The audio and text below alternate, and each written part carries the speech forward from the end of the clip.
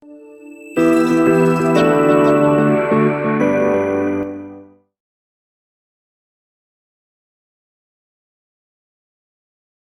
o Sibelius do React Brasil Slack.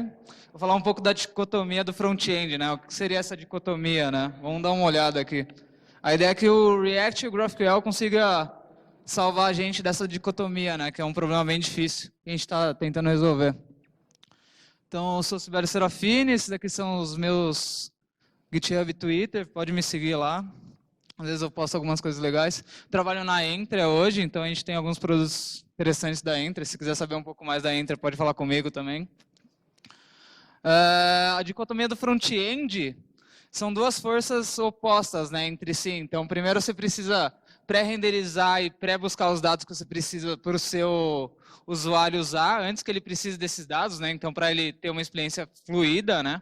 Então, antes que ele precise de alguma coisa, você já tem que trazer para ele, né? E aí a segunda força seria a parte de você não renderizar o que ele não precisa, né? Então, se você renderizar muita coisa, vai ficar pesado o seu app, né? E também buscar os dados que ele não precisa. Então, o ideal seria você renderizar o mínimo possível, né? Mas também renderizar sempre o que ele precisa antes, né? Então, essa daí é uma dicotomia que a gente vai tentar resolver aqui, eu vou mostrar um pouco. O novo React Async Rendering, ele vai tentar ajudar a gente nessa dicotomia, né? Então, o primeiro passo do React Async Rendering é o Time Slicing, né? Qual a ideia do Time Slicing? Time Slicing é que fazer com que seus apps pareçam mais responsivos, né? Então, a ideia é que você renderize um pouco de código, processe um pouco de código, e ele vai fazendo isso em slices, né? Em fatias. Então, ele nunca vai renderizar muito para não parecer meio lag. Então, ele vai parecer síncrono para um device rápido e vai parecer responsivo para um device lento, né? Então, a ideia é que ele consiga resolver bem para qualquer tipo de device, com qualquer tipo de conexão, né? Então, se ele tiver um 3G ruim, ele também vai lidar bem. E a ideia é continuar com o módulo declarativo do React, né? Também no Async Rendering, a gente tem a parte do suspense, né? A ideia do suspense é ele parar alguns componentes de serem renderizados enquanto ele não tiver o dado que ele necessita, né? Então, basicamente, se você tiver um app grande, você vai precisar de vai buscar muitos dados do servidor, né? Ou fazendo um fetch simples, ou usando o GraphQL ou Relay. Então, a ideia é que esses componentes que precisam desses dados, eles parem de ser renderizados até esses dados estarem prontos para você começar a renderizar eles com os dados corretos. Então, se o device for rápido, buscar rápido os dados, você nem renderiza um load, mas se for lento, você vai renderizar o loading porque o usuário precisa de um feedback, né? É basicamente isso. E aqui, quando você junta o time slice e o suspense, você tem o async rendering, né? Que ele vai adaptar para o device do usuário, se ele tiver um Android que é lento, ou com uma internet ruim, uma internet boa, ele vai adaptar para esse cenário. Então, vai parecer bem instantâneo para quem for rápido, a interação for rápida, ou vai parecer bem responsivo para quando a interação for meio lenta. Então, aqui eu vou falar um pouco de pré-render, né? Como que a gente consegue pré-renderizar as coisas para parecer cada vez mais rápido para o usuário. Então, você pode fazer o pré-render no SSR, no server-side, que foi o que o da Silva que falou. Então, a ideia é você renderizar no server, quando chegar no cliente já vai ter os dados. Então, seu usuário já vai ver o dado lá, vai parecer que o seu site é super rápido. Você consegue fazer um time slice, um pré-render no time slice, né? Qual que seria essa ideia? Eu vou mostrar um pouco mais para frente. Seria você pré-renderizar alguns componentes em background, né? Então, quando o seu computador ou seu device estiver idle, né, estiver fazendo muita coisa, você pré-renderiza alguns componentes que o seu usuário vai precisar. Você pode fazer cache no server-side rendering, né? Então, se você já renderizou aquele componente com tais dados, tais próprios, seria legal você cachear para ficar cada vez mais rápido, né? Então, o CSR também pode ser otimizado.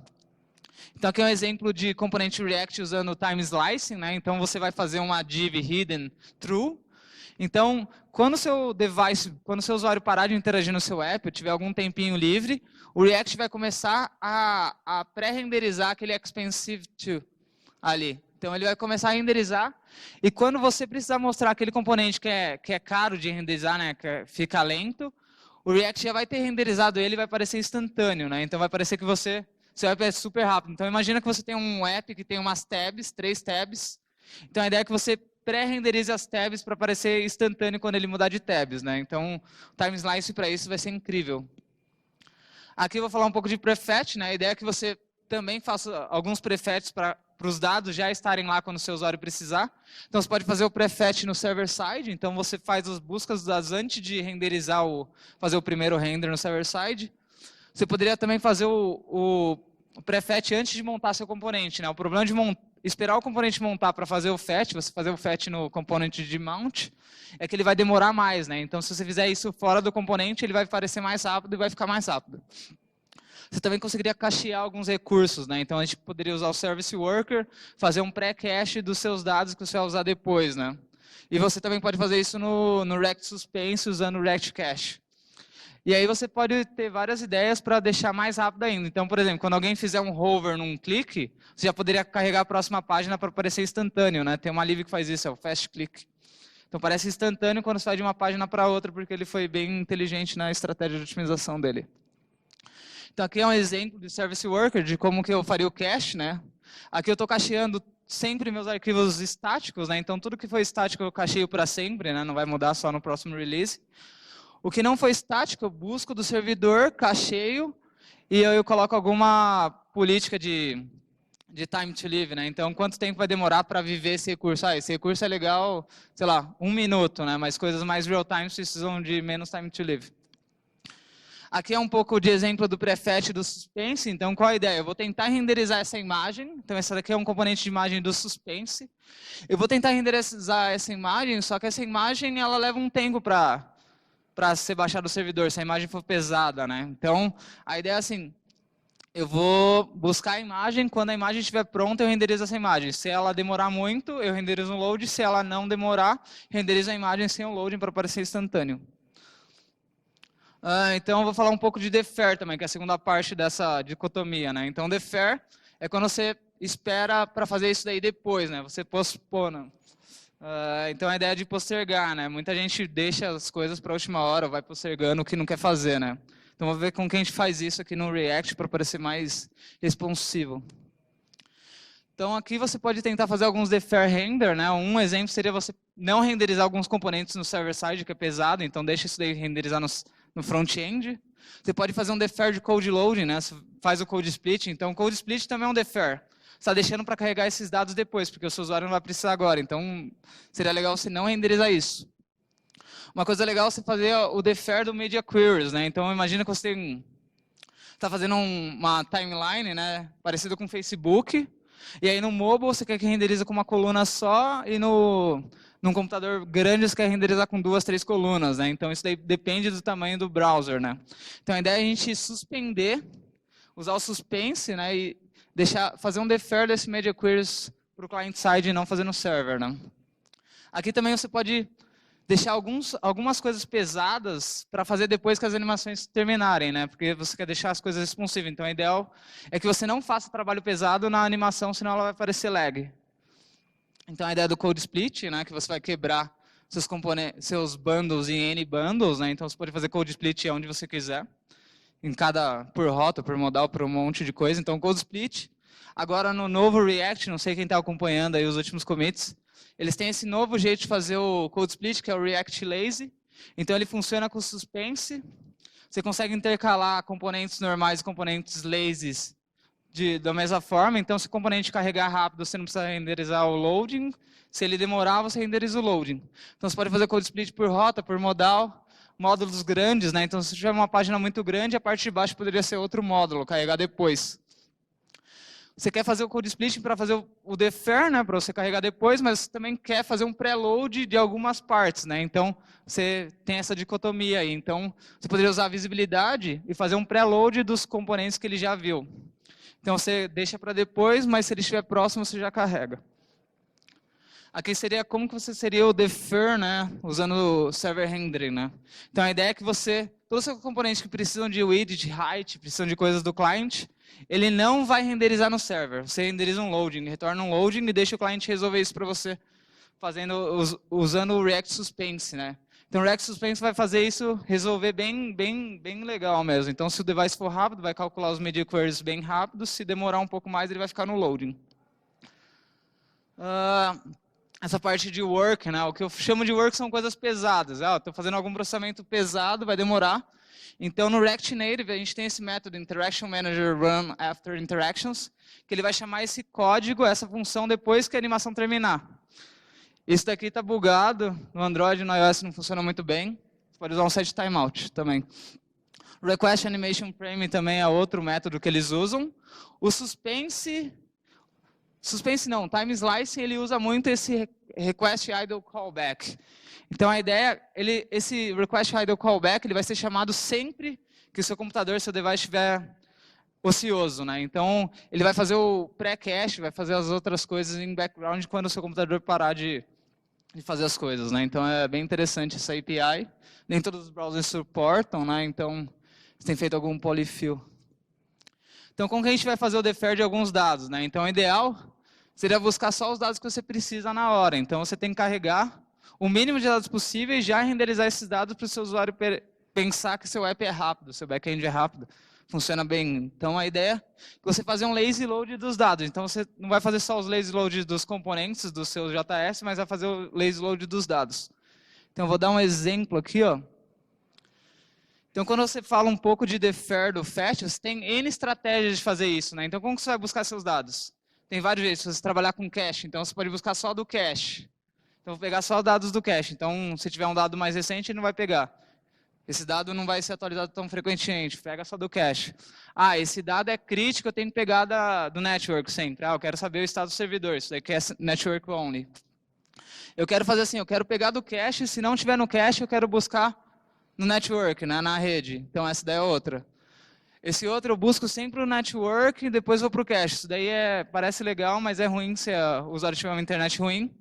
Ele vai ter que esperar e no final ele vai resolver um dado antigo do cache.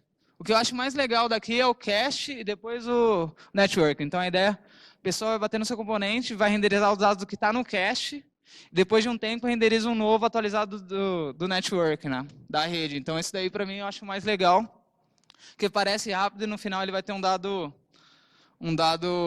mais atualizado.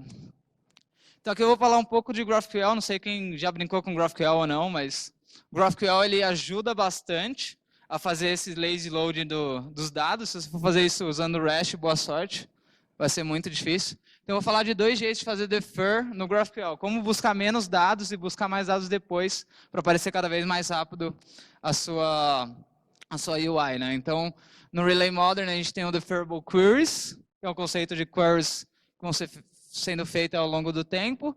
E o Apollo implementou a @defer, a diretiva @defer também é parecido, mas elas são um pouco distintas entre si. Então, vou falar um pouco aqui do Deferrable Query do Relay Modern. Então, imagina que a gente está implementando o Facebook. Então, a gente tem um post. Então, a primeira coisa que a gente vai renderizar do post, a gente vai renderizar o title, description, número de comentários, mais a lista dos comentários. Os comentários em si eu não vou carregar agora. Então, primeiro eu vou renderizar todos os posts e depois eu vou renderizar os comentários. Então, é uma estratégia bem interessante, né? Você quer ver primeiro os posts, renderizou os posts, a gente busca os comentários.